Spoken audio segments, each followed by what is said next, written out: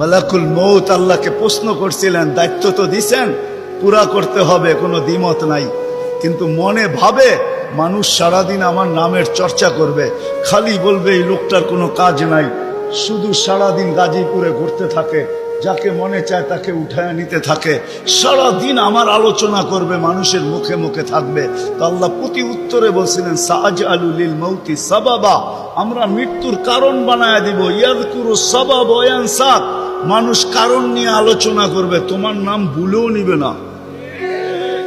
এখন নাম নিতেছে ডেঙ্গু, কয়েকদিন আগে নাম নিছে করোনা, কখনো নাম নেয় স্ট্রোক করছে, কখনো নাম নেয় এটা সেটা, ঠিক না?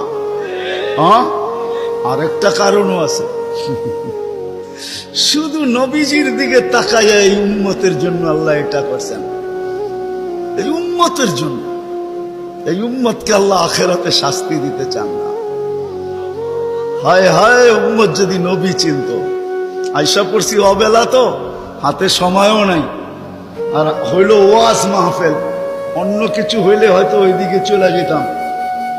নবীজি শুনানের সময় আমার কাছে এখন নাই। যে উম্মত নবী চিনে না, নবীর কারণেই আমরা পাইছি। এই উম্মতকে শাস্তি আল্লাহ আখিরাতে ইনশাআল্লাহ দিবে না।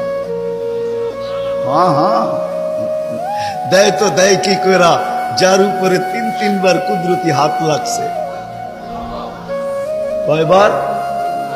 সৃষ্টি লগ্নে একবার, বাছাই পর্বে একবার। আমরা বাছাইকৃত উম্মত। হুয়াজতাবাকুম, জাহিদ, শুধু শুধু বলেন নাই, জাহিদু ফিল্লাহি হাক্কা জিহাদি। উম্মতে মুহাম্মাদি, আমাকে পাওয়ার জন্য যতটুকু শক্তি আছে সব লাগায় দে না, তোমাদের সেজদার জায়গা দিয়া নূর ফুটা বাহির